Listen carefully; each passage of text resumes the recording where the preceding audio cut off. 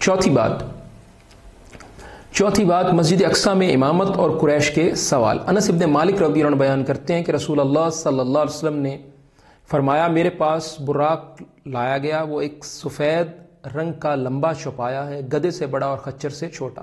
وہ اپنا قدم وہاں رکھتا تھا جہاں اس کی نظر کی آخری حد ہے۔ فرمایا میں اس پر سوار ہوا، بیت المقدس آیا، پھر میں نے اس کو اس کنڈے یا حلقے کے ساتھ باندھا جس کے ساتھ انبیاء اپنی سواریاں باندھتے تھے، پھر میں مسجد میں داخل ہوا اور اس میں 2 رکعتیں پڑھی۔ صحیح مسلم 411 اور مختصر نمبرنگ کے مطابق 162۔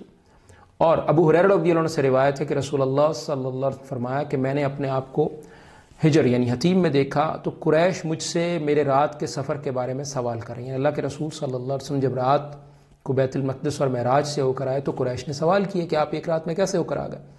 تو اللہ کے رسول صلی اللہ علیہ وسلم کے لیے اللہ تعالیٰ نے یہ مہربانی کی کہ اللہ تعالیٰ نے بیت المقدس کی جن چیزوں کے بارے میں پوچھ رہے تھے اور میں نے غور سے نہیں دیکھی تھی، تو اللہ تعالیٰ نے بیت المقدس کو میرے سامنے کر دیا، تو میں اس کی طرف دیکھ رہا تھا، تو مجھ سے جس چیز کے بارے میں قریش پوچھتے میں انہیں بتا دیتا۔ اور میں نے خود کو انبیاء کی ایک جماعت میں دیکھا تو وہاں موسیٰ علیہ السلام سے کھڑے ہو کر نماز پڑھ رہے تھے جیسے قبیلہ شنوہ کے آدمیوں میں سے ایک ہو، یعنی مشابہت ان کی اس قبیلے کے لوگوں جیسی تھی۔ اور عیسیٰ ابن مریم کو دیکھا، وہ کھڑے نماز پڑھ رہے تھے، لوگوں میں سب سے زیادہ ان کے مشابہ عروہ ابن مسعود ثقفی۔ اور وہاں ابراہیم علیہ السلام کو بھی دیکھا، نماز پڑھ رہے تھے، اور لوگوں میں سب سے زیادہ جو ہے میری مشابہت ان سے تھی۔ آپ صلی اللہ علیہ وسلم نے اپنی ذات مراد لی، اور پھر نماز کا وقت ہو گیا، میں نے ان سب کی امامت کی۔ صحیح مسلم 172 اور مفصل نمبرنگ کے مطابق 430۔